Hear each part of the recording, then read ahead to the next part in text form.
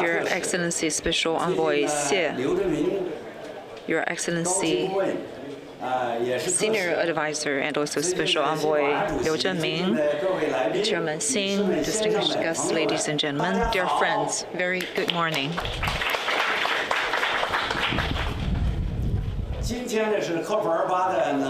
Today is the Energy Day of COP28, and this is the first event for today.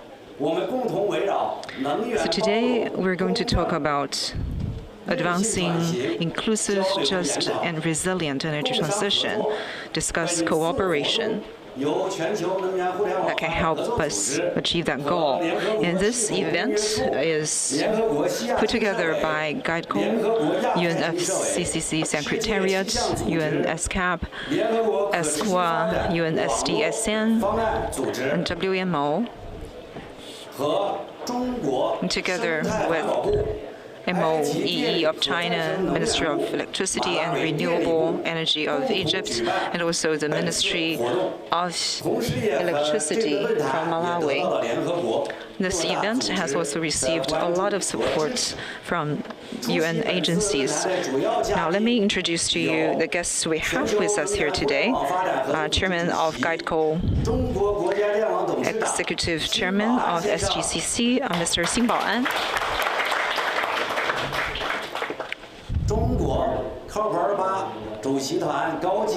Senior advisor to the Chinese delegation to COP28 and also the former Deputy Secretary General of the UN, Mr. Liu Zhenming, and Her Excellency Dashti, UN Under Secretary General, Executive Secretary of the UNESCWA.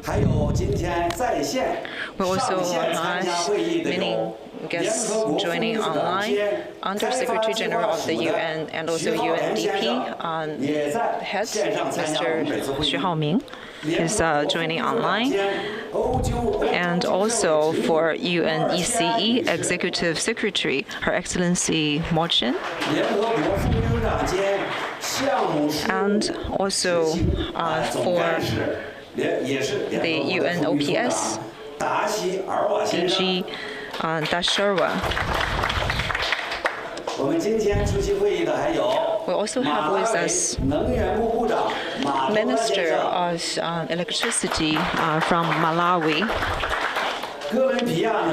and Minister of Energy and Mineral of Malawi, and also heads from MOEE of China, and also from Ministry of Electricity and Renewables from Egypt, and also his colleague from the same ministry. We also have Vice Minister from Egypt, and also from Azerbaijan, and also from Sustainable Network,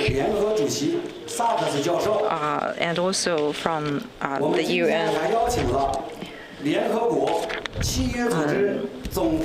SDSN, and also from UN Global Compact.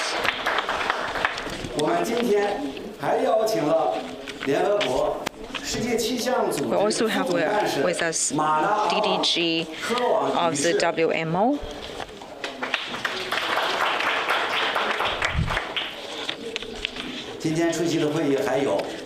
We also have with us from the UNFCCC Secretariat, Senior Director Mr. Violetti,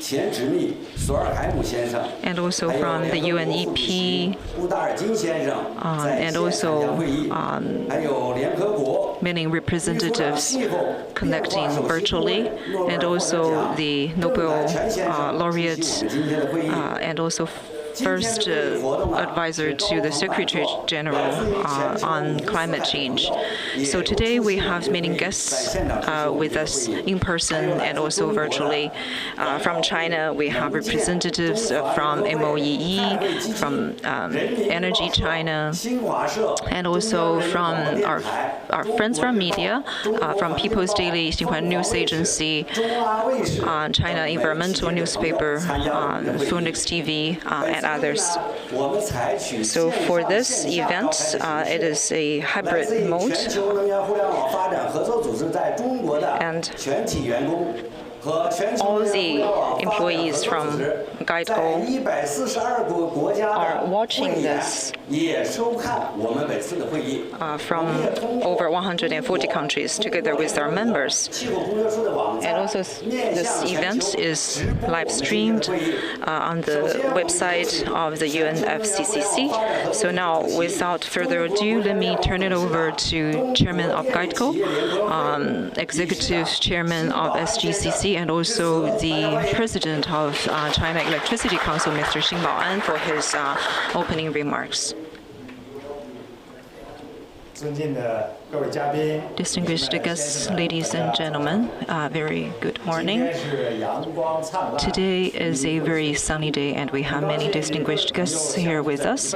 I'm very happy to be here at the Expo City in Dubai for the COP28 conference. And today we gather here for a thematic event of GEI, and we're going to focus on inclusive, just, and resilient transition of the energy sector. We're going to share ideas and share results so that we can together contribute our wisdom and power to global energy transition and fighting climate change. On behalf of GEIDCO, I'd like to extend to you our warmest welcome,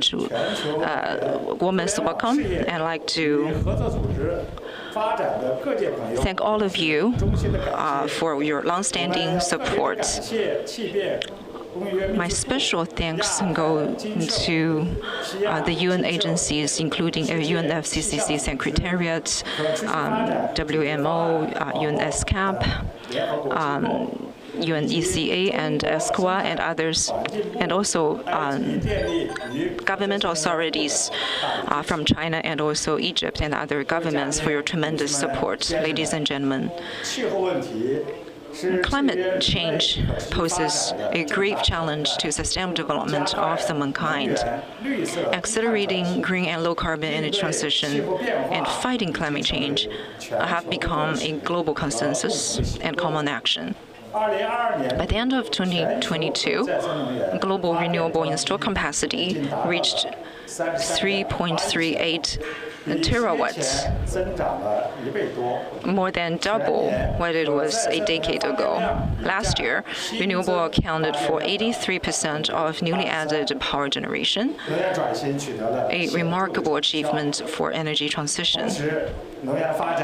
However, the energy sector is faced with daunting challenges: ensuring secured energy supply, transforming traditional industries, and balancing regional development. High-quality energy transition requires a systematic approach. In particular, we need to balance the following. First, balance security and transition. Energy security is a prerequisite for transition. In recent years, we've seen frequent regional and temporary energy crises and power shortages in some countries and regions in their energy transition process. A wake-up call for all of us that energy transition cannot happen at the cost of energy security, but rather energy transition should strengthen energy security. Second, balanced development and emission reduction. Emission reduction is for sustainable development. We need to improve the economics of emission reduction and reduce the cost of energy consumption consumption so that all countries, especially developing countries, can have access to affordable and sustainable clean energy to ensure low-cost emission reduction and high-quality socio-economic development for common prosperity. Third, balance between stocks and increments. To build an energy mix dominated by clean energy, we need to not just optimize the existing capacity by upgrading fossil fuel industry, but also develop high-quality clean energy in an efficient manner. In September 2015, President Xi put forward the idea to build Global Energy Interconnection, or GEI, and the UN Sustainable Development Summit. GEI is characterized by clean energy dominance, extensive electrification, wide interconnection, multi-energy complementarity, and high intelligence and efficiency. It is part and parcel for the new energy system and can serve as an important platform for large-scale development, wide area allocation, efficient utilization, flexible conversion, and reliable supply of clean energy. It's conducive to clean energy production, electrification of energy consumption, wide area energy allocation, and energy industry digitalization. GEI can also effectively balance security and transition, development and emission reduction, and stocks and increments, providing a Chinese solution to energy transition and carbon emission reduction with higher quality and efficiency. First, it promotes inclusive transition.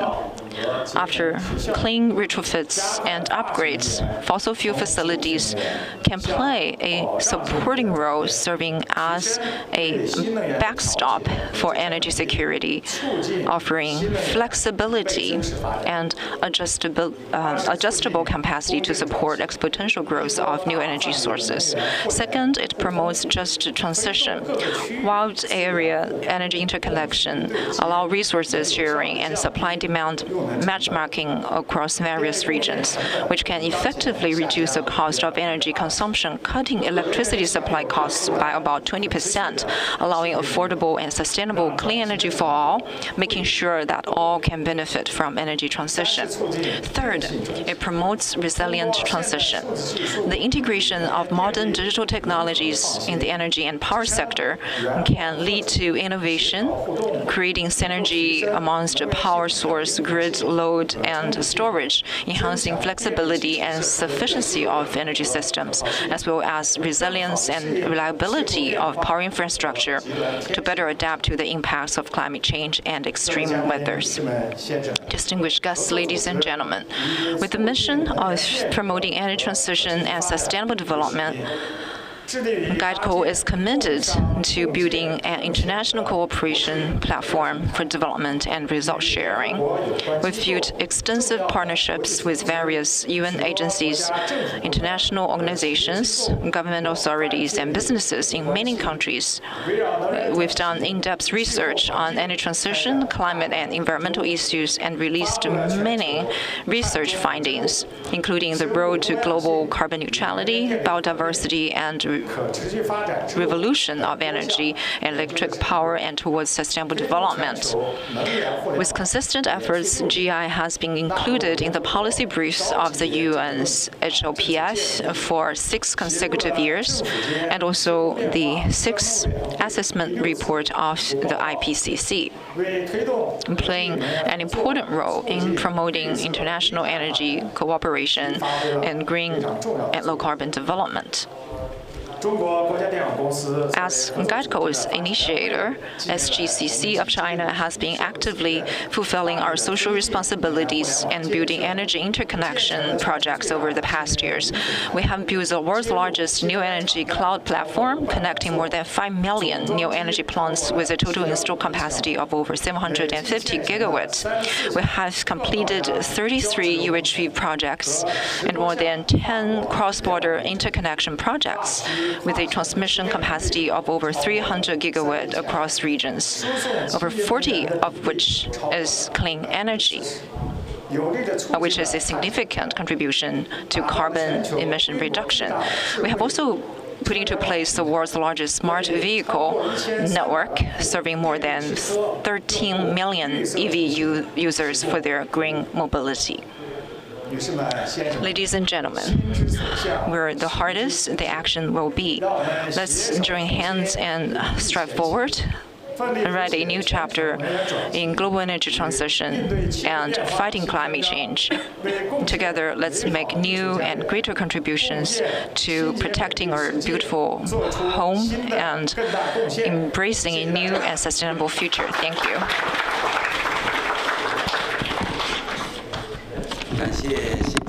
Thank you very much, Mr. Singh, for your welcoming remarks. Now, let me give the floor to former Deputy Secretary General of the UN, Senior Advisor for COP28 China Delegation, Mr. Liu Zhiming, for his remarks. Good morning to all participants, colleagues, and distinguished participants, and friends, ladies and gentlemen. 尊敬的先保安主席 Before I'm going to deliver short remarks in Chinese, let me say a few words in English. I think we are so honored to be here to join GEIDCO for its event and celebrating the 8th year of GEIDCO. This year, 2023, marks the 8th year of adoption of the 2030 Agenda for Sustainable Development. Also marks the 8th year of the conclusion of the Paris Agreement on climate change. Of course, it also marks the 8th year of the funding of GEIDCO. In my previous capacity as Under-Secretary for Economic and Social Affairs of UN, from July 2017 until end of July 2022, I witnessed the growth and development of GEIDCO, and also witnessed the contribution of GEIDCO and its support of the organization to the global energy transition. So we are so honored to join all the friends here in celebrating this event. This time I'm coming to Dubai as a senior advisor to the Chinese delegation to COP28. I hope we are still working for the same objective. We are still sailing on the same boat. So colleagues, let me return to my remarks. I'm going to say a few words in Chinese. Distinguished guests, ladies and gentlemen, I'm very pleased to be here at this event organized by GEIDCO. Today is the World Energy Day. On September 26, 2015, President Xi Jinping at the UN Development Summit put forward the idea to build GEI. It is a major initiative to push forward energy transition and to fight climate change. Today, we're focusing on inclusive, just and resilient energy transition.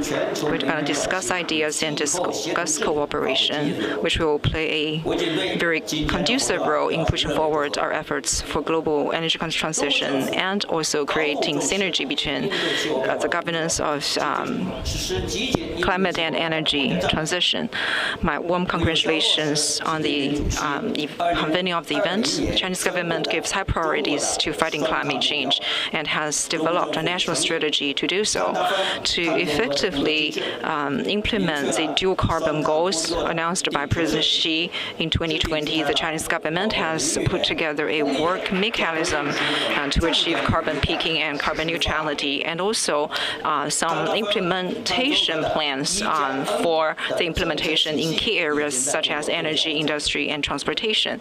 And we have put together a 1+N policy framework to deliver that. Now, for renewables installed capacity, it has reached 1,384 gigawatts, 49.6% of total installed capacity. Over the past 10 years, we have seen significant growth and rapid growth of China's energy sector.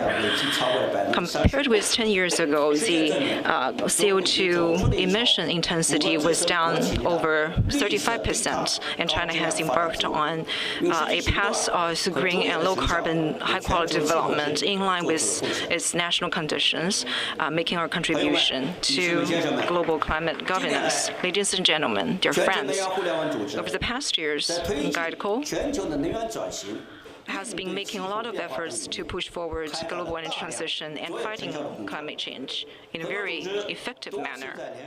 GEIDCO has been organizing side events and the UNFCCC events, and also for the UNCBD conferences, making their contributions to create synergy between the governance of energy and also climate change. Today, GEIDCO will release its latest research findings, which will review the experiences and also challenges facing the world when it comes to energy transition, and also discuss with all of you our solutions and pathways towards inclusive, just and resilient energy transition, which I believe will be very important for global energy security and also climate security. I truly hope that GEIDCO can continue to play a leading role in the energy sector so that we can work together to push forward energy transition, international cooperation, so that we can do our part to build a more clean and beautiful world. My best wishes for a very successful event. Thank you. Thank you so much, Mr. Liu, for your speech. Next, we will have a video from Mr. Junhua, Under-Secretary General for Economic and Social Affairs, United Nations.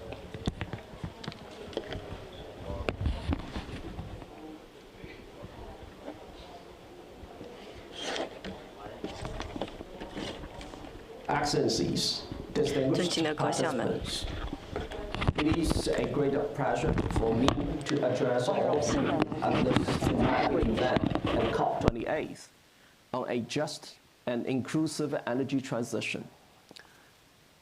First of all, I would like to congratulate and thank the host, GEIDCO, for convening this event. The urgency of our mission cannot be overstated, as we stand at a pivotal moment in human history. The SDG summit in last September demonstrated that despite some positive advancements, the majority of the Sustainable Development Goals have veered significantly off track. At the halfway mark, only about 15% of the SDG targets are on track to be met by 2030. At the same time, the global average temperature has already risen by 1.2 degrees compared to the pre-industrial level. Globally, 675 million people still lack access to electricity, and 2.3 billion people are still using polluting fuels to cook. Our current trajectory is unsustainable, and we must use the limited time that we have left to correct the course and accelerate the progress. It is time for transformation. Energy is pivotal in achieving both the 2030 agenda and objectives of the Paris Agreement. Indeed, advancement on SDG 7 can catalyze progress in many other areas. Sustainable modern energy services are essential for addressing climate change, promoting environmental protection, reducing poverty, spurring economic growth, and providing access to quality public health care and education. It will require strengthened political will, increased levels of the investments, and scaled up the multi-stakeholder partnerships to achieve the universal energy access and accelerate the clean energy transitions. Interconnection of the global energy infrastructure can significantly contribute to this. by accelerating development of clean energy in countries worldwide, while reducing the cost of the energy services. To realize that potential, it is urgent for all of us to pull together.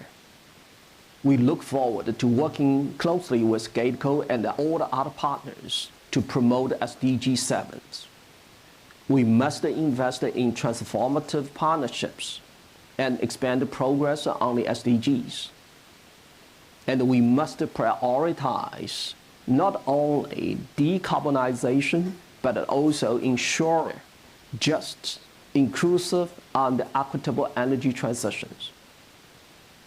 Let us seize this moment here at the COP28 to accelerate the global momentum towards the clean and affordable energy for all. Let us draw on the unique opportunity provided by the Summit of the Future in 2024 to rise to the challenges of an increasingly complex world and drive the type of fundamental shifts in multilateral cooperation that the world needs. It is an opportunity we cannot afford to miss. Thank you. 谢谢李军华副秘书长的精彩演讲。下面我们 Thank you, Undersecretary Li Junhua. 西亚经社委执 The 理 next 达什 speaker 奇女士 is 发言，有请。 Ms.Rola Dashti, UN Undersecretary General, Executive Secretary of the United Nations Economic and Social Commission for Western Asia.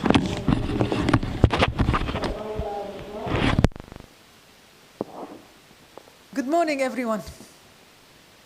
Excellencies, colleagues, ladies and gentlemen. Let me start by thanking GEIDCO for inviting me to this side event. And it's my pleasure to address this important gathering.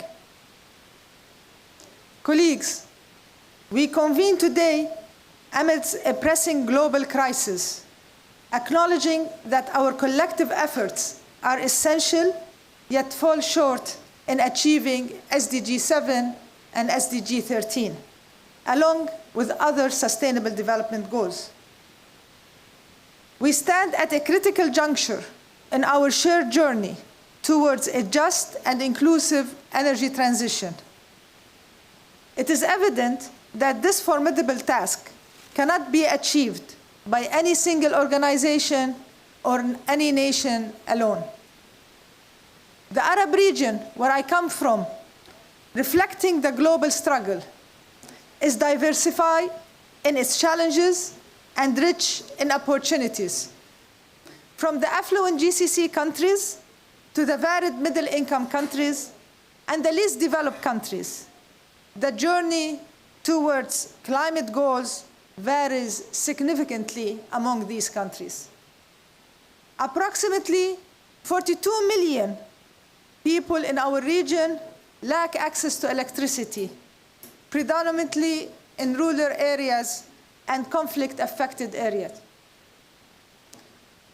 We face persistent conflict and political instability, a heavy dependency on fossil fuels, high primary energy intensity, and renewable energy constituting only a mere 5% of the energy mix.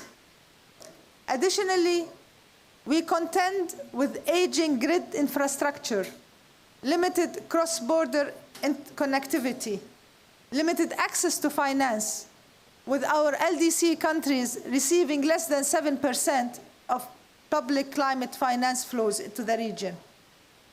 Challenges in technologies transfer, local manufacturing, and an over-reliance on imports are another additional challenges we face. Yet, amidst these challenges, the Arab region is a beacon of potential. We boost some of the world's lowest cost renewable energy generation, with notable examples here in the UAE and the Saudi Arabia. Our region is poised to play a pivotal role in the sustainable hydrogen trade. At UNESCWA, in partnership with the global and regional allies, we're committed to nurturing these transformations. Our advocacy and integrated approach merges climate action with SDG targets and governance, tailors sustainable energy transition strategies for LDCs and conflict-affected countries with a focus on social equity, redirects subsidies from fossil fuels to renewable energy and efficiency, embraces technological solutions available in our region, enhances regional cooperation and knowledge sharing, also mobilizing financial resources, and coordinates efforts to develop a pan-Arab electricity market for energy system resilience. Our collaboration with GEIDCO exemplifies this commitment. Together, we are accelerating the energy transition through increased interconnectivity and capacity development to the citizens of this region. Ladies and gentlemen, our mission is clear. We must transform challenges into opportunities. The time for diverse action is now. Through our limited endeavors, we can transition the energy sector from a challenge to a solution in meeting our climate goals, thereby building resilient, sustainable, and prosperous future for all of us where no one is left behind. Thank you for your attention and commitment to this crucial cause. Thank you. Thank you, Ms. Dashti. In the interest of time, we have to remind all speakers to limit your speech within 5 minutes. With no further ado, let's welcome Mr. Xu Haoliang, UN Under-Secretary General and Associate Administrator of UNDP. He will be attending through video. I hope you can hear me. Excellencies, distinguished guests, ladies and gentlemen, it is an honor for me to participate in this important event, and I would like to thank the co-organizers for this invitation to attend. As the previous speaker has mentioned, the world is currently facing interconnected and increasingly complex challenges, and humanity has yet to fully embark on the right trajectory towards achieving the Sustainable Development Goals. The persistence of global geopolitical conflicts has hindered progress, while issues such as climate change are affecting every country and every community around the world. Just as the UN Secretary General stated earlier this year, if we are to avert the climate catastrophe, renewables are the only credible path forward. He said, only renewables can safeguard our future. So the development of renewable energy is crucial to addressing the urgent challenges that humanity faces. For example, it is estimated that investing $1 million in renewable energy can create nearly 3 times as many jobs than investing the same amount of funds in fossil fuels. However, we know that the reality is more complex. In fact, to secure the positive impact of renewable energy for society, for example, for creation of jobs or for the environment, we also need to make sure that investments in renewables reach the countries most in need. The reality in 2022 is that 85% of the global renewable energy investments benefited less than 50% of the world's population, and Africa accounted for only 1% of the additional capacity. This means that renewable investments remain concentrated in low-risk contexts and do not adequately reach the highest-risk countries.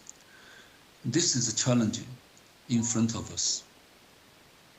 UNDP is putting actions behind words together with our funding partners.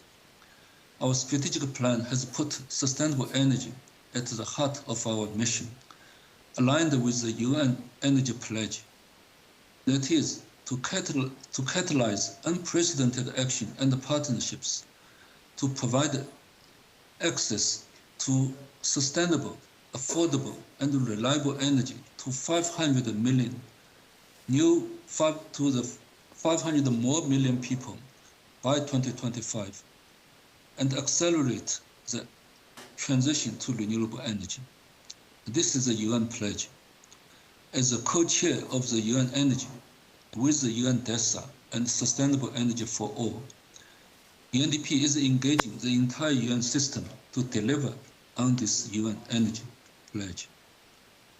To scale up these efforts and to respond to the collective ambitions, UNDP, through its Sustainable Energy Hub, has developed a service offer that goes beyond conventional project development and aims at amplifying exponentially the impact of sustainable energy systems transformation on the ground. To realize this, our vision is to build on our 3 connected accelerators. First, enabling market development to catalyze innovative financial instruments in sustainable energy investments.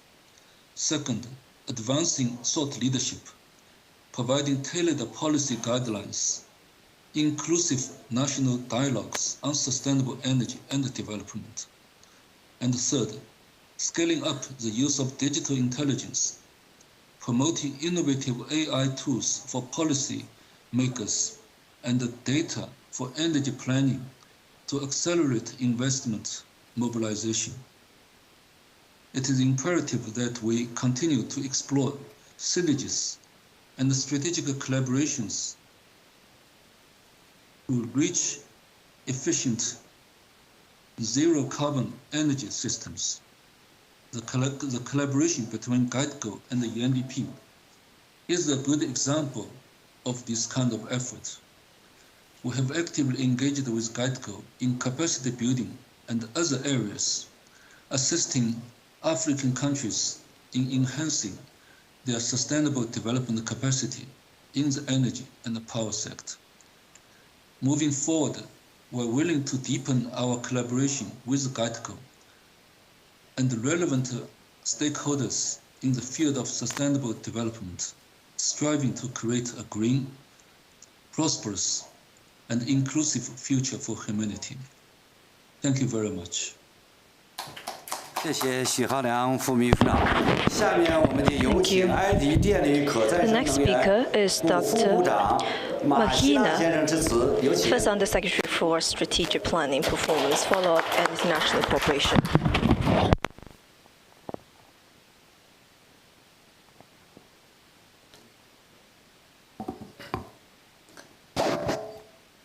Assalamu alaikum. Good morning, everybody. His Excellency Mr. Zhenhua, Chairman of GEIDCO and the Chairman of State Grid, Excellencies, ladies and gentlemen, at the first I would like to extend the greetings of Dr. Mohamed Shakir, the Minister of Electricity and Renewable Energy in Egypt. He would like to attend this important event, but unfortunately he couldn't join us here in Dubai. So I am very pleased to participate today on behalf of him.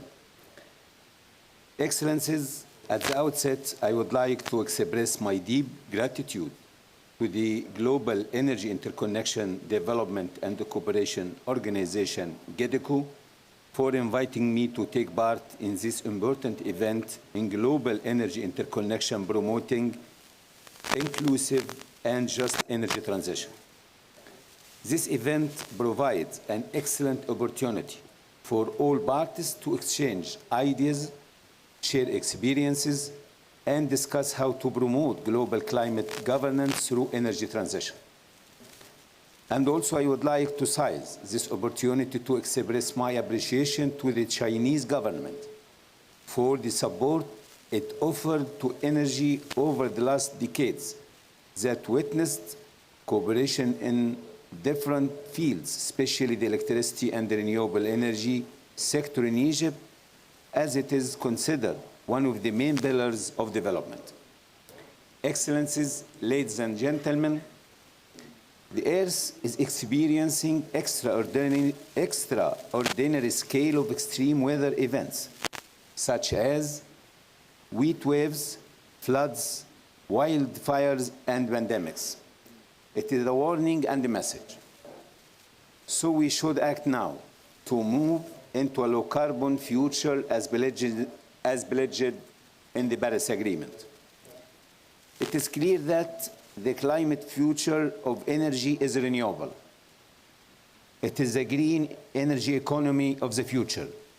There are clear indicators that we are finally in a position to move away from a system based on a burning fossil fuel like gas and oil and look towards resources such as wind and solar to drive our growing electricity needs. Excellencies, ladies and gentlemen, Egypt is rich in renewable energy resources, especially wind and solar, that qualify it to be one of the major renewable energy producers. To utilize this potential, an integrated sustainable energy strategy for 2035 was approved, in which the share of the renewable energy in the energy mix will reach 42% by 2035. Currently, the energy strategy until 2040 is being updated in light of global development related to renewable energy technologies development for energy storage and the new trend towards hydrogen. Egypt affirmed its transition to clean energy by updating the nationally determined contribution NDC of June 2023 to state that installing additional renewable energy capacities to increase electricity generation contribution to be 42% by 2030 instead of 2035. This update is based on the NWAF program, which aims to decommissioning of 5,000 megawatts of existing inefficient oil and gas fuel power generation capacity and installation of 10,000 megawatts of new renewable energy capacity. It is worth noting that the NWAF program receives a great international attention and support as one of the pioneering initiatives to implement the climate agenda within the framework of the Paris Agreement. And also we are working very hard to enhance our transmission grid to be capable to absorb a huge amount of renewable energy. We are working now with a very big international consultants from many regions, State Grid one of them, so we signed an MOU last 2 months ago between our Minister, Dr. Shakir, and Your Excellency to see how we can discuss to enhance our transmission grid to be very strong, to be capable to deal with the huge amount of renewable energy capacities. Excellencies, ladies and gentlemen, Global Interconnection Initiative is of great importance of global energy transition and the climate governance. It provides a feasible solution for Africa and the Arab countries to propel energy transition, expedite economic development, and improve the ecological environment. The Egyptian government highly recognizes and supports GEI initiative. We are glad that GEI has gained wide recognition in the international community and has made positive progress, and also Egypt will continue to leverage its resource and the location advantages, implement the Green Corridor initiative, accelerate the renewable energy development and the grid interconnection, and build on energy hub connecting Africa, the Middle East, and even Europe to a global green hydrogen center. In this way, Egypt will contribute to promoting the electrification, industrialization, and integration of Africa and Arab countries, and achieving the goals of Egypt Vision 2030 and African Union's Agenda 2065. The Egyptian Ministry of Electricity and Renewable Energy has established long-term and close partnership with GEIDCO. Recently, His Excellency Dr. Shakir met His Excellency Mr. Zine in Peking, and to discuss the future cooperation. Because the time is limited, I would like to conclude that the global change confirms that any country alone cannot face the new challenges and cannot secure its own energy sources. So there is a need to increase the cooperation among all countries and regional pools through technology transfer, exchange experiences, and enhancing regional markets. At the end of my speech, allow me to express again my personal thanks and appreciation to GEIDCO organization for sincere cooperation to promote sustainability and accelerating the deployment of renewable energy worldwide as the key to sustainable future and helps countries achieve their renewable energy potential. Thank you so much, and I wishing you all great time to experience this event. Thank you so much. Thank you very much, Minister Mahina. Now, let me give the floor to Dr. Manekova, Deputy Secretary General of WMO. Thank you very much, and I love how you pronounce my family name. It's really great. Thank you. Good morning, everybody. Chairman of GEIDCO, thank you again for inviting WMO to take part of this event. It's not first time, and I'm very proud to say that WMO and GEIDCO cooperation is expanding and becoming long-term and very reliable partnership. So from my side, happy Energy Day of the COP, and we all know that energy is in the heart of our action to both Paris Agreement and 2030 Sustainable Development Agenda.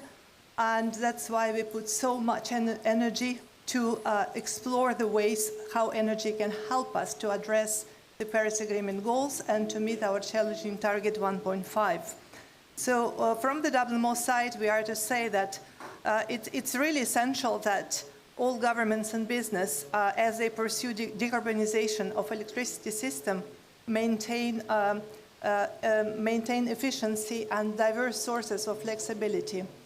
The climate change affects energy sources as well as it affects everything else. So the energy security is not given, it's at risk as well, and we need to address this risk. Therefore, WMO is exploring closely and trying to help governments and business to see what these effects are. In our recent report about climate services for energy sector, we realized that in interconnections between climate scenarios, climate projections, observations and services, and energy production and consumption is huge. We know that demand is growing. We see installation of a lot of new renewable production plants, and they need to be looking at climate conditions to be resilient and to be protected from the climate effects on their own. In the same time also, as we talk about renewable energy, and today all the previous speakers emphasized the need for that, we see tremendous growth in renewable energy installations. Only last few years, all the new energy production, 90% was renewable. And we know that the COP28 presidency calls us all to triple renewable energy production and to double energy efficiency. This, again, is not given because we really need to look at the variability of climate parameters. Wind, solar energy, hydropower is not indefinite. We need to very carefully manage how we utilize these resources. It's renewable energy production, but the resources we depend on may not be renewable at the end if every sector tries to take their best share of it. So we will be, as WMO, we have also just issued a few days ago, and my friend did it, Roberta Boscolo, my friend and my colleague, Roberta.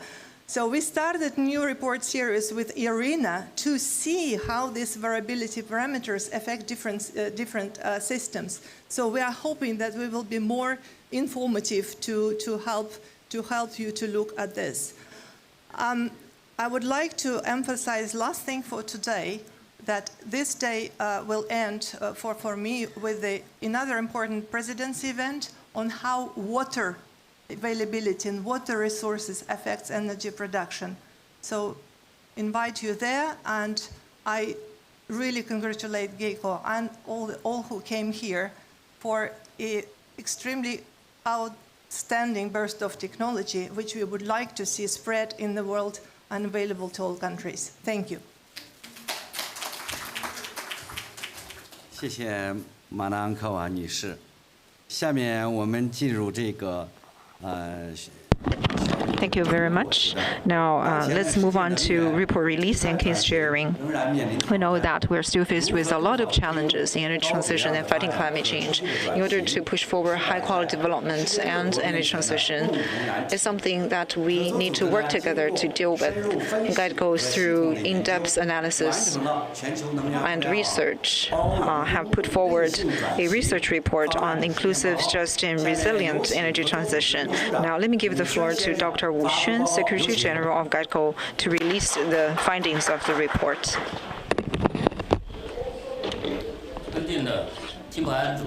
Distinguished Chairman Baoan and the Senior Advisor Liu Zhenming, dear guests, on behalf of GEIDCO, I'm going to release the latest findings of GEIDCO.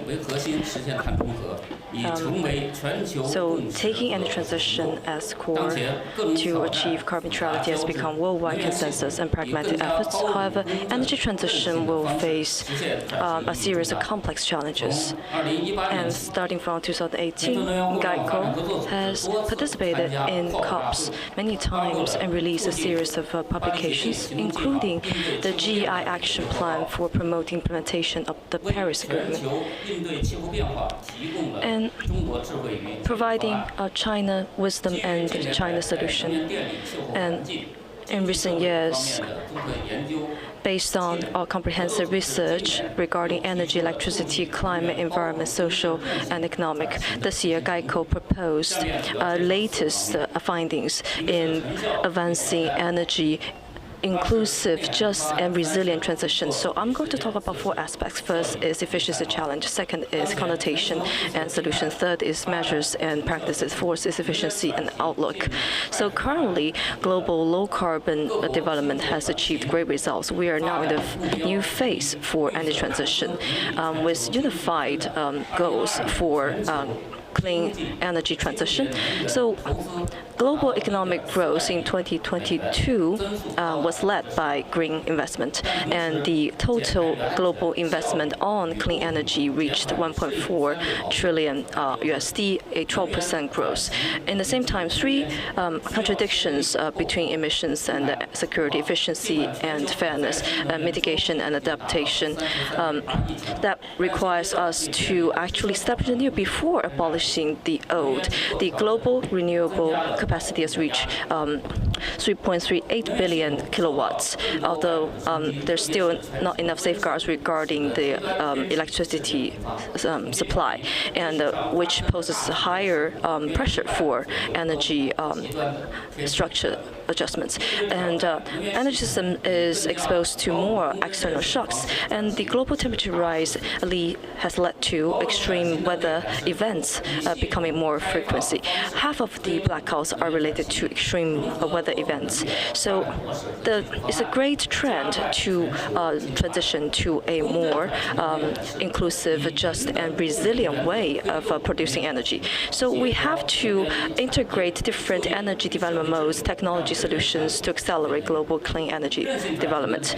The meaning for a just transition is on equal footing and the principle of win-win, coordination between energy industry, employment, social governance, and so that sustainable energy for all. And the resilient energy transition's connotation is to promote a coordinated development between energy system, climate, and other natural systems in order to improve the resilience of infrastructure.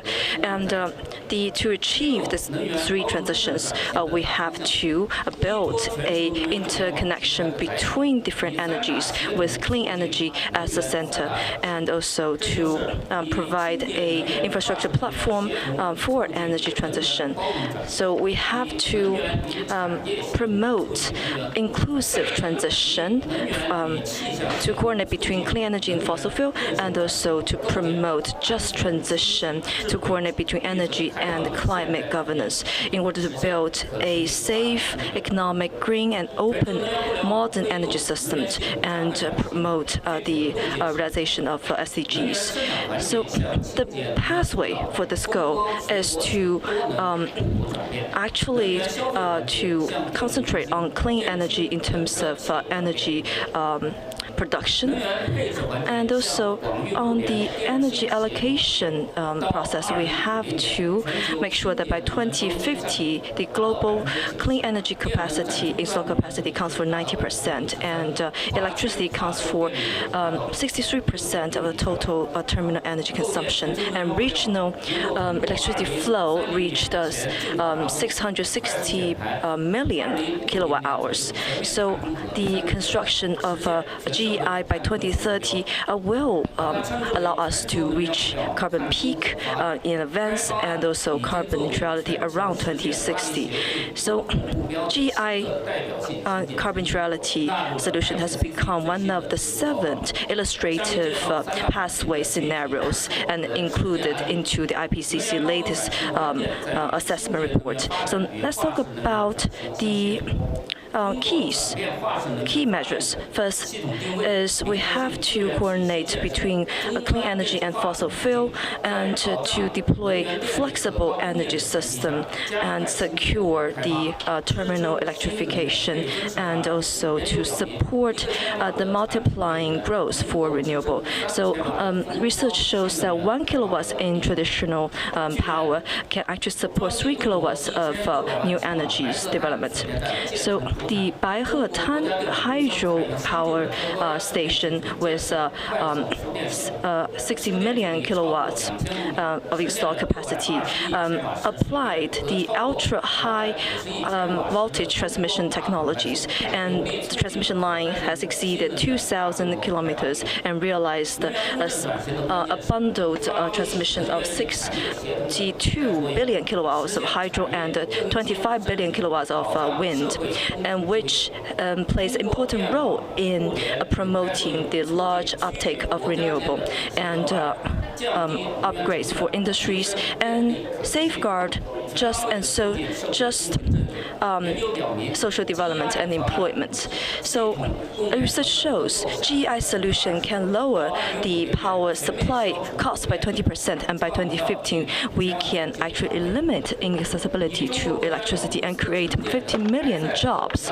So State Grid has built a 500 kilowatt DC transmission project from Ethiopia to Kenya, which fill the gaps of African continent's technological development in ultra-high DC transmission, and created about 27 million jobs, 2,700 jobs.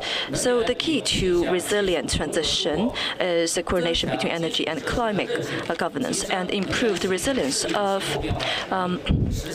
the energy system.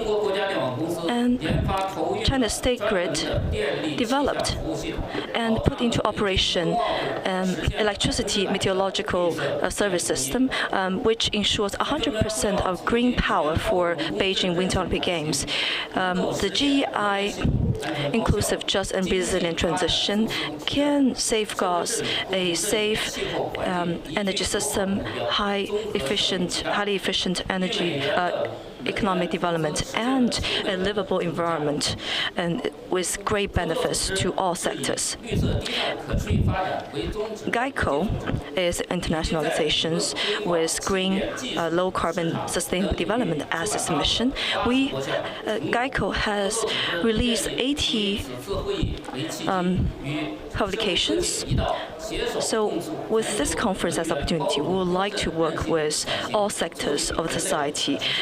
With joint hands, we can promote the just, inclusive, and resilient transition for all.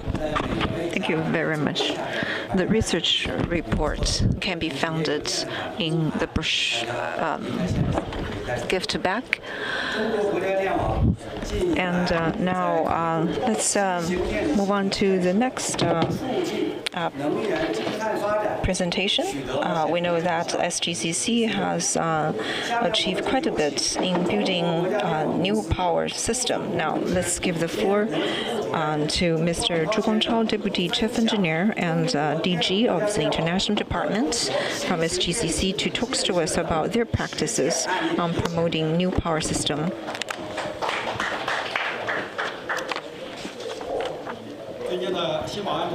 Chairman Xing,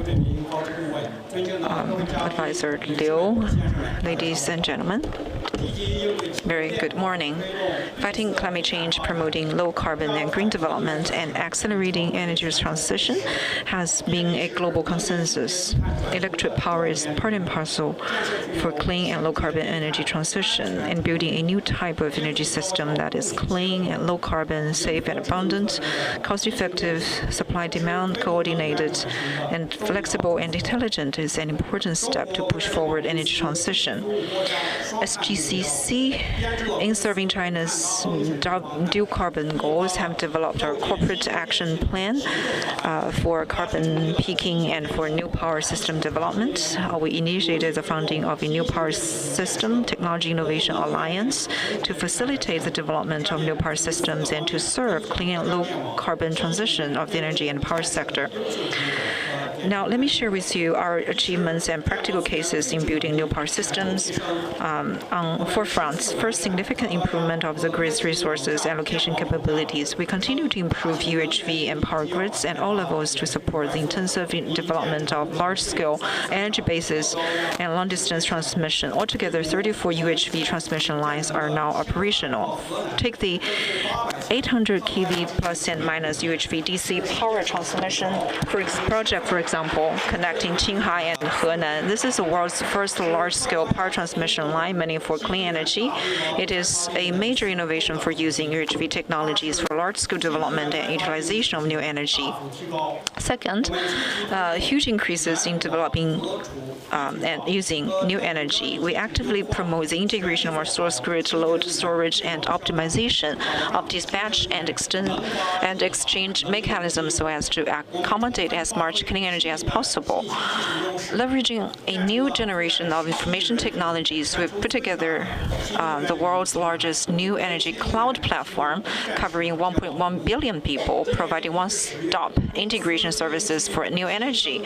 As of the end of October this year, the new wind and solar installation of our company reached 145 gigawatts, making the total 780 gigawatts, up 29.5% YOY, with a new energy utilization rate of over 97%.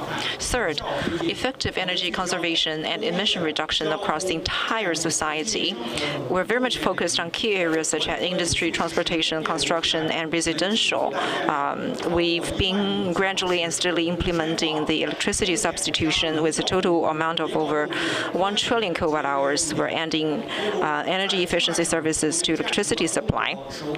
For example, in Qinghai province, we've built China's first government-licensed provincial smart dual-carbon big data center, achieving full coverage of carbon emission measurement of 408 companies in 9 industrial parks. Fourth, stronger innovation-driven development in the power industry. We have achieved a series of world-leading innovations in large power grid operation control and flexible power transmission, which have been translated into vivid practices in the development of new power systems. For instance, the Zhangbei Flexible DC Demo Project is the world's first flexible DC grid project that integrates wind, solar storage, and transmission. It is also the world's first 500 kV plus and minus 4-terminal flexible DC transmission project with network features, providing 100% clean energy to all the venues of the Beijing Winter Olympics, lighting up Beijing with wind from Zhangbei region. And the project created 12 world's firsts. We have also built the world's largest pump storage power station in Fengning in Hebei province with a total installed capacity of 3.6 gigawatts. And for the first time, a pump storage power station was connected to the 500 kV plus minus flexible DC grid. In Shanghai, we've put into place the world's first 35 kV kilometer level superconducting cable demo project, reaching full power in August this year with an operating capacity of 130 million VA, a new record for operating capacity for commercial superconducting power transmission in the world. Going forward, SGCC is willing to work with all to strengthen exchanges and cooperation, practice the concept of development, build new power systems for energy transition, and help achieve global climate goals. I thank you for your attention.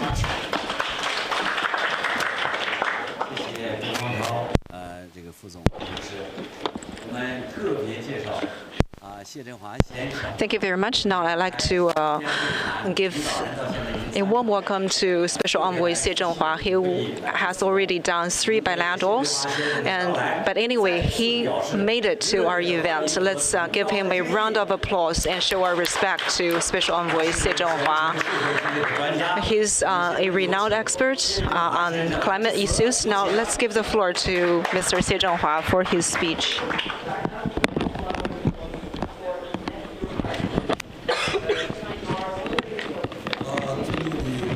Distinguished Excellencies, colleagues, friends. Many of you are old friends. We've been working together for years. It's my great pleasure today to attend the Global Energy Interconnection event organized by GEIDCO and MOEE. Right now, negotiation is ongoing intensively. Bilateral negotiation consultation has also been undergoing some intensity. But I have to attend GEIDCO's event because GEIDCO has years of history who host events, bilateral events, very frequently in order to promote the concept of GEI. In 2015, President Xi proposed the initiative to build a global energy interconnection initiative. So, echoing President Xi's thought, they are working very hard to promote energy transition globally. Now, all has realized the urgency and necessity of energy transition. In the process of transition, how can we solve energy security and development, sustainable development problems, so that the transition is done in a steady manner? GEIDCO has made many great suggestions, which is in line with the requirement, and they provide a great option to achieve the global energy transition goals. On COP28, an important controversy is about the ways of transition, how to solve fossil fuel problems, how to develop renewable energies. So GEIDCO's work is about cracking this difficult question and provide the best option. So I have to attend GEIDCO's event to show my support. And the final solution requires joint efforts from across the globe.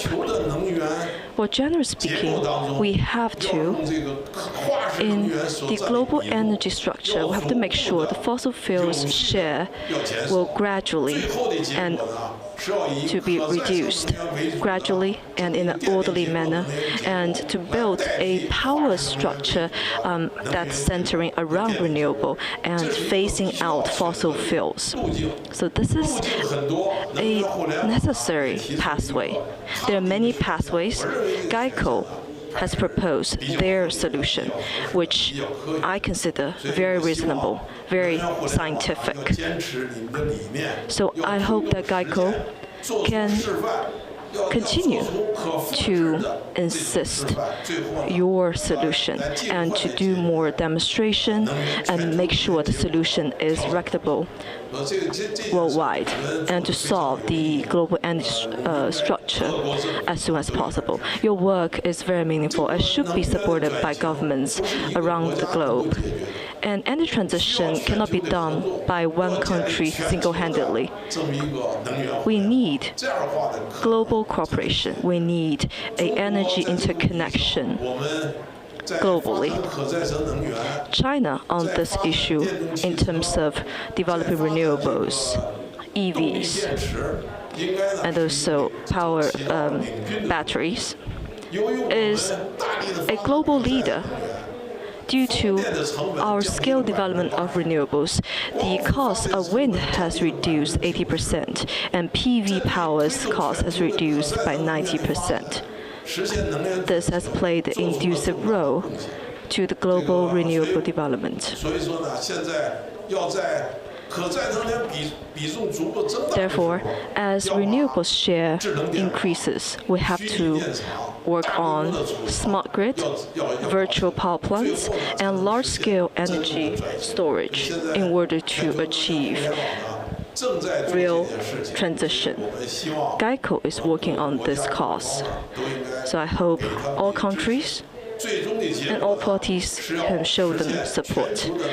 The ultimate goal is to adjust global energy structure and upgrade and transition our energy system in response to climate change. Right now, at the current pace, we are far away from achieving the 1.5 degree temperature rise goal and achieving the Paris Agreement goals. So we have to take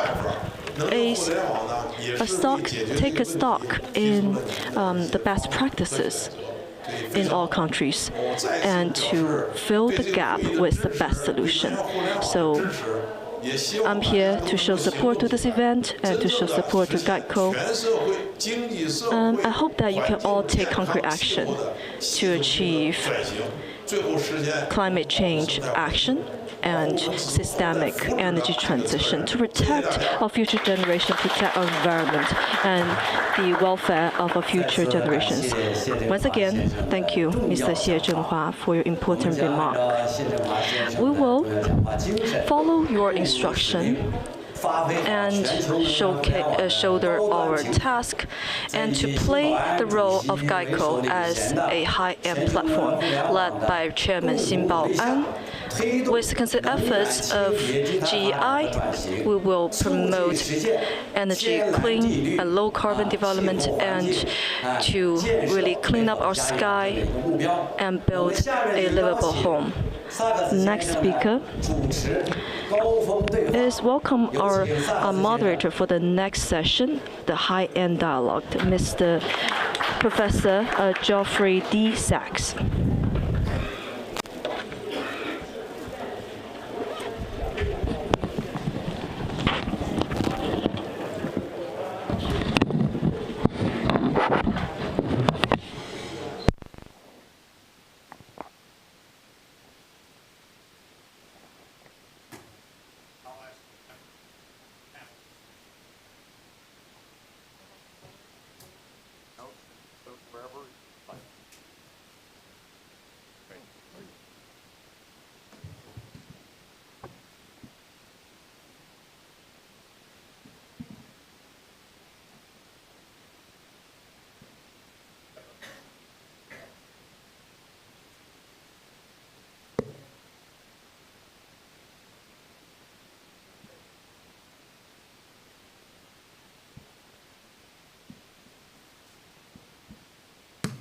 Thank you. We have a wonderful panel, and I will turn to it in just one moment, but I want to say a few words about GEIDCO and about China's leadership. We just heard a wonderful report of a systems approach to decarbonization. And I think that China's economic development generally and GEIDCO specifically have been built on a systems approach to making rapid transformations through large-scale investments of cutting-edge technology. It's not an accident that the Chinese economy achieved 10% per year growth for nearly 40 years, an increase of production of nearly 40 times between 1980 and 2020 through a systematic approach based on large-scale investment and rigorous planning of infrastructure. Thousands of kilometers of highways, of fast rail, of power grid, of high voltage, long distance power transmission, of 5G, and of other infrastructure. And GEIDCO is the best of this tradition. This is engineering at its most important, how to engineer the energy transformation at a global scale, with an emphasis on the energy interconnections that bring clean energy from very high reservoir regions to high population regions, just as the China state grid does from Western China to the Eastern Seaboard, where most of the Chinese population lives. So this is really something special. We don't have a planning ministry or an NDRC or a US state grid in the United States. We're a little bit lost on the scale of transformation as a result of this. There are no national plans. There are some tax cuts, there's some rhetoric, there's some speeches, but there's actually no national planning. And I think that GEIDCO shows a way for the whole world, actually. It's already done a great deal of the engineering work to identify where smart grids, smart connections should be put in place in each region of the world. And I really want to congratulate GEIDCO for that. I think the analysis is the best that there is, and it's extremely important and extremely practical. I do want to give China one homework assignment, though, because China's so good at all of this. China's goal right now is to decarbonize by 2060. If I might, as a professor, I'd like to ask China to study the pathway to decarbonize by 2050, because China is the world leader in low-cost, zero-carbon energy. It's the world leader in low-cost, long-distance power transmission. It's the world leader in low-cost 5G. It's the world leader in electric vehicles. It's, in other words, got all the components for rapid transformation. We're at the edge of climate disaster worldwide. China is the world's largest emitter in absolute terms, certainly not in per capita terms, where the United States is much larger, but in absolute terms. But China's just the best of the game in how to do this. So I hope that GEIDCO and NDRC and Professor Zhenhua, who is a great leader in this, could look at a 2050 scenario, because it can be done. China could do it. I don't know if any other country could do it so fast, but China certainly can do it because it has all the key technologies to do it. Okay, enough of a homework assignment, but let me turn to our very, very distinguished panel, and we have the leaders of the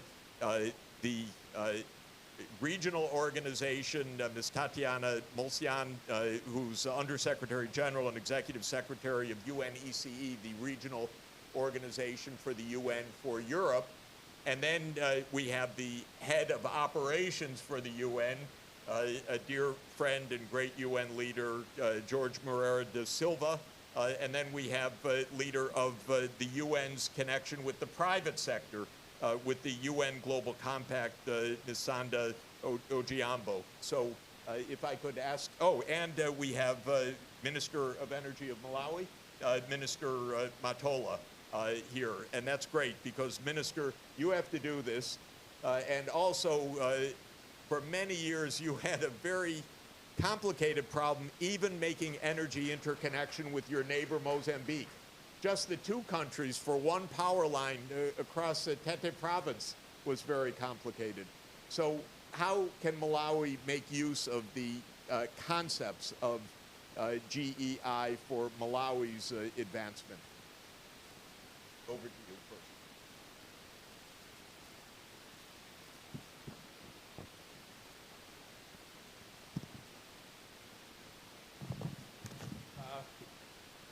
All protocol observed, distinguished participants, ladies and gentlemen.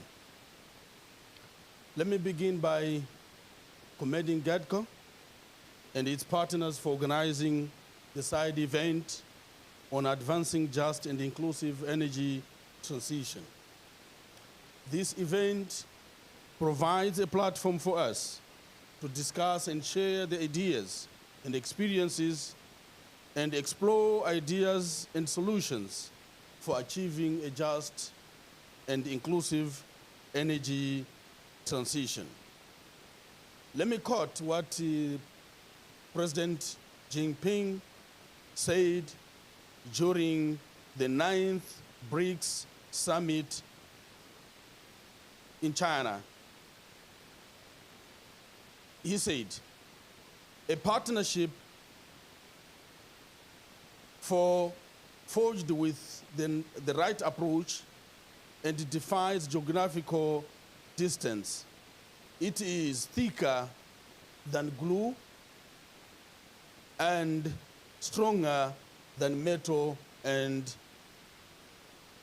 stone. End of quote. We need to have this partnership. And this can not only be done by one country and by one continent. As you are all aware, there is a global call for transformation to clean and sustainable energy in line with the Paris Agreement to decarbonize electricity generation. However, to achieve the goals of the Paris Agreement, substantial efforts are needed to address energy challenges that developing countries such as Malawi are facing, which include interventions to the injection of electricity generated from variable renewable energy sources such as solar and wind into national grids. To quote also an African proverb, one hand cannot clap. In Arabic, they say, Al-yadu wahidu la tusaffaq. And we need concerted efforts in order for us to achieve the intended goals. As most of you are aware, there is a limit as to how much electricity generated from variable resources, renewable energy sources, can be injected into national grids without causing grid instability. Much as renewable energy developments are important in the transition away from fossil fuels, and that they contribute towards meeting energy needs and creating jobs in the process. However, in order for us to achieve, as mentioned by our moderator, Malawi is a land-linked country bordering with Tanzania in the north and the east Mozambique and west Zambia. However, we are the members of SAP, that's Southern Africa Power Pool, and indeed we are not connected to the neighboring countries. It took the initiative of His Excellency, the State President, Dr. Lazarus Makata Chakwera, to negotiate with his counterpart, the President of Mozambique, so that Malawi can tap power from Mozambique through SAP or the Southern Africa Power Pool.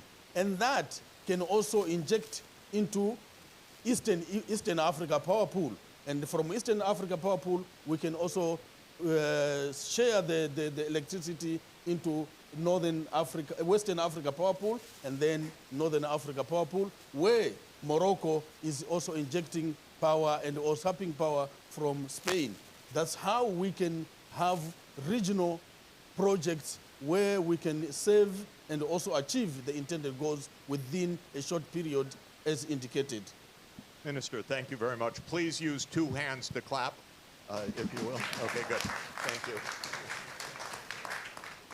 Next, we'll ask Ms. Tatiana Molcian, who is Undersecretary General and Executive Secretary of UNECE, about your work and also about AI-empowered platforms.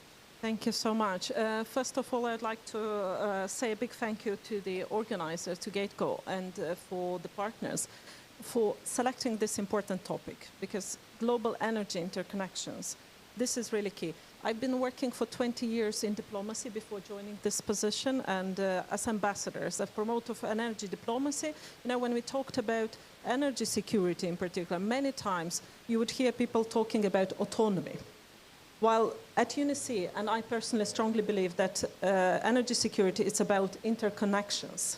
So this is key. Why interconnections? For obvious reasons, but some more hidden ones, like because by connecting really being able to trade energy with neighbors, but also well beyond, really enhances the resilience of a country to shocks.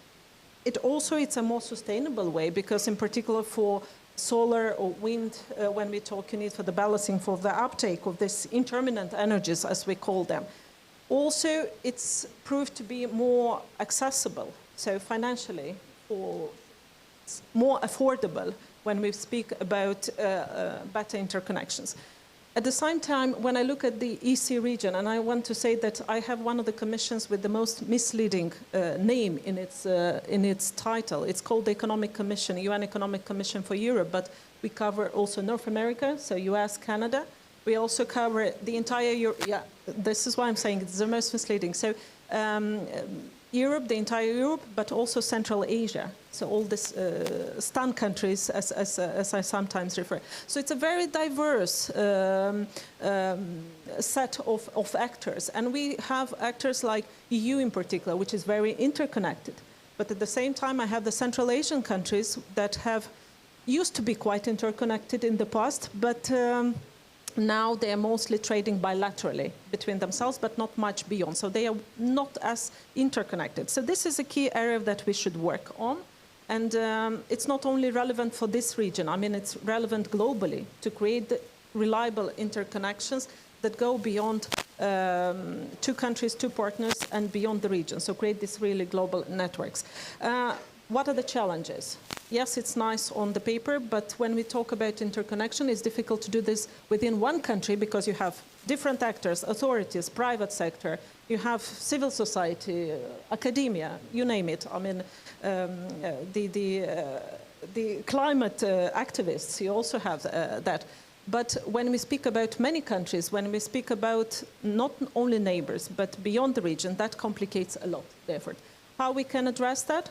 It's by talking, by setting the right policies, by making the right regulations. But most of all, as you have clearly indicated, it's also about AIs. So using new digital solutions, and together with our colleagues also from, I haven't seen my colleague, but Rola from UNESCWA, but in particular from the Asia-Pacific region, from the Commission UNESCAP, we are working really to make the system more resilient. And how to plan this interconnection. So we are now joining forces to create an AI-powered platform aimed at transforming our energy system. It's a real-time interactive hub, so pooling the knowledge and the data and the information from various resources, such as the World Bank, the International Energy Agency, and many others. It will really empower policymakers, so those who are planning, because planning is key in the whole process of achieving this interconnection. So it should be a game changer. At least this is what we hope to create this real global networking. Thank you. Wonderful. I am so happy to know that UNECE also covers the United States. This is great news and a big learning for me. So this is also absolutely wonderful. Next, we'll hear from Jorge Moreira da Silva, who is Executive Director of UN Operations, UNOPS, about the role that UNOPS is playing in the energy transition. I think it's okay. Yeah. Thank you, Jeff. I think that we really need to congratulate GEIDCO for their analysis, and we need a serious conversation about infrastructure. I've been attending the COPs since '99 at the age of 28 in different capacities, and we've been overlooking the role of infrastructure in energy access and on climate action. From research that UNOPS and Oxford University has conducted, we know that 92% of the SDGs, the goals and the targets, depend on infrastructure. So unless we get it right, we will not succeed on the SDGs. And 79% of the current emissions are related with infrastructure. And infrastructure cannot be confused with supply. It's true that we need to decarbonize. We need to get three times renewable energy by 2030. We need to increase energy efficiency by 4% a year till 2030. We need to have 18 times more electrical mobility. But we also need to address the grid, the role of the grid, the role of the interconnection.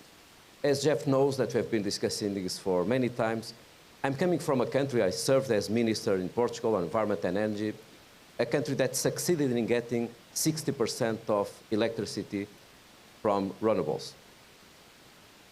In some parts of the year, we even get 100%. 3-4 months, 100%.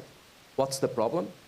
We have not been able to export to the rest of Europe our capacity. The same with Spain, because we are not sufficiently connected. The same happens in other parts of the world. So we really need to go further on interconnections, which means that we need to take full benefit of the role of interconnections to expand renewable energy. That's the first thing. So we can really reduce the emissions through the interconnections.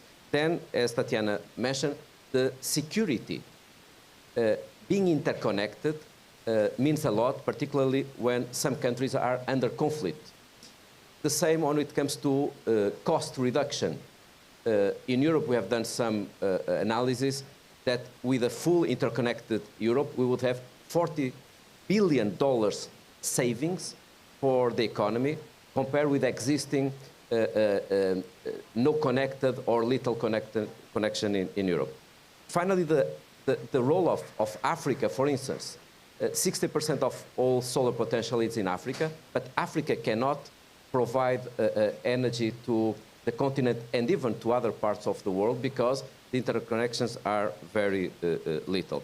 And finally, to eradicate poverty and inequalities, additional interconnections are needed. So in a nutshell, I would say interconnections must be at the core.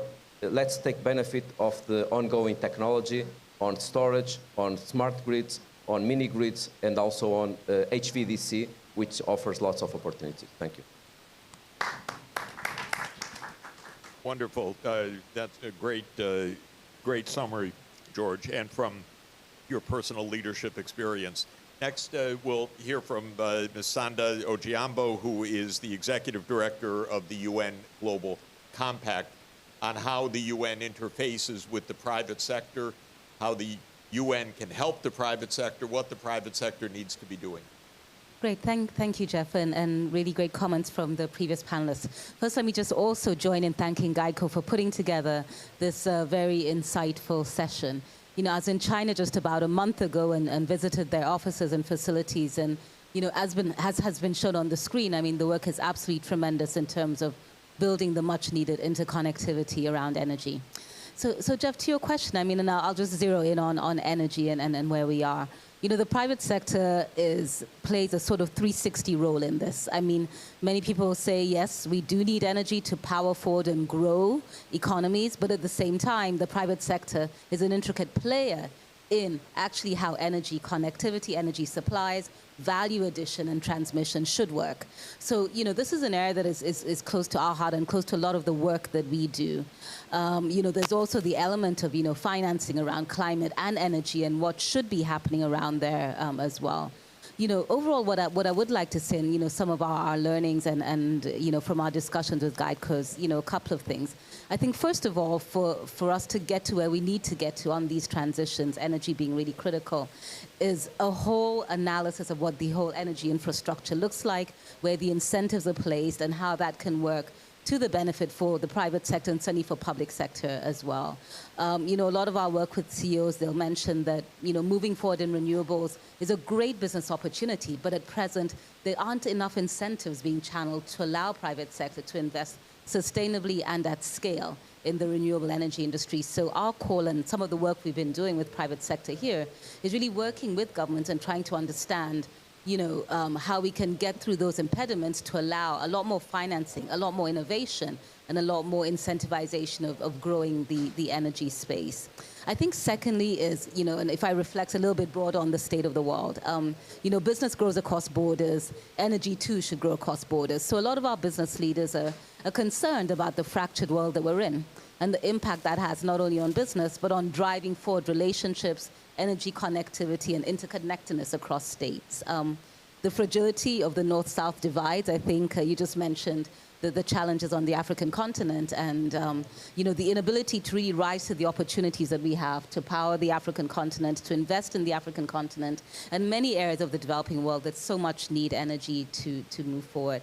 I think the third is really and I think GEIDCO showed this very well, the opportunity to really bring forward public-private partnerships at scale and scope. And I think that's what we really will need to be able to drive forward the immense success that we've seen from the GEIDCO examples, not only in China, but certainly globally. So ours is one around, let's put the incentives in the right place, but also the multilateral and multi-stakeholder environment needs to be absolutely correct, Jeff, to get all actors in there to demonstrate their part and leverage all of the resources that exist. Fantastic. Well, thanks to a wonderful panel, and I think we hear a resounding confirmation of the fundamental GEIDCO concept that we need interconnection across space and across sectors to make this work. So thank you very much to the panel, and thank you very much to GEIDCO.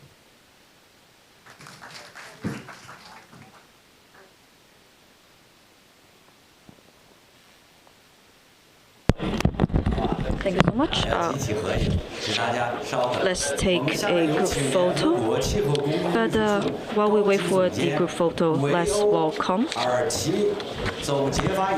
Ms. Daniele Violetti, Senior Director of Program Coordination, United Nations Framework Convention on Climate Change Secretariat. Thank you. Good afternoon to all of you, and great pleasure on behalf of the UNSCC Secretariat to be here with you in this important event and saying a few final words before the closing. Well, first of all, I think there is no question about the urgency and the need of taking immediate action. But what I think is very important and emerging at this moment in time is to find the right solutions to address the urgency in addressing the climate crisis, in addressing the energy transition, in addressing the goals relating to mitigation, to ensure that we can remain on the target for the goals of the Paris Agreement. Here at the COP, we had a very positive start of the sessions. Important achievements have already been realized. And we hope that now, getting to the intense final days of the negotiation, we can keep the same momentum also relating to, in particular, the first global stocktake. Now, the first global stocktake will inform action for the next few years, and again, where it will be important to see a solution. So we have been listening to GEICO outcomes in terms of research and solutions to be identified, and really going towards a just, resilient energy transition. So let me just touch upon a few points relating to promoting energy interconnection. This is a very important role that can be played in the process, and the establishment of interconnected energy networks can contribute to the large-scale exploitation of efficient allocation of renewable energy, narrow the energy access gap, and stabilize energy prices while ensuring energy security. So I think it's very important that all these global efforts made toward interconnected and intelligent zero-carbon energy system are carried forward, are taken as an example to move ahead in looking at these very important clean solutions. So, but also these are offering, and as we mentioned just now in the panel, how these can help those countries who are in more difficulties to have access to this solution and resources, to have access to this, to contribute and play also the role they have, not only because they are affected by the impacts of climate change, but also because they can contribute. So at the end, putting low carbon and sustainable development at the center of action is important, and we have been listening and welcoming all the effort by GEICO. And on the UNFCCC side, I can only say that we are looking forward to continue our collaboration, and thank you again for attending this event. Thank you very much. 各位嘉宾、女士们、先生们、朋友们，收看视频的。 Distinguished guests, ladies and gentlemen, and our dear audience online, those of you who are committed to energy transition and fighting climate change. So today we had an in-depth discussion on this very important topic, ensuring inclusive, just, and resilient energy transition.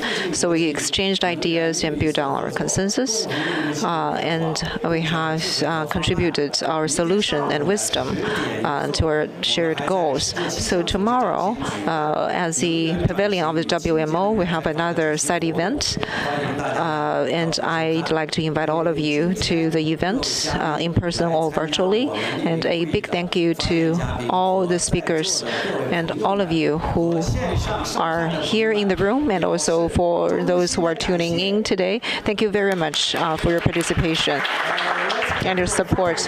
Let's take a family photo together.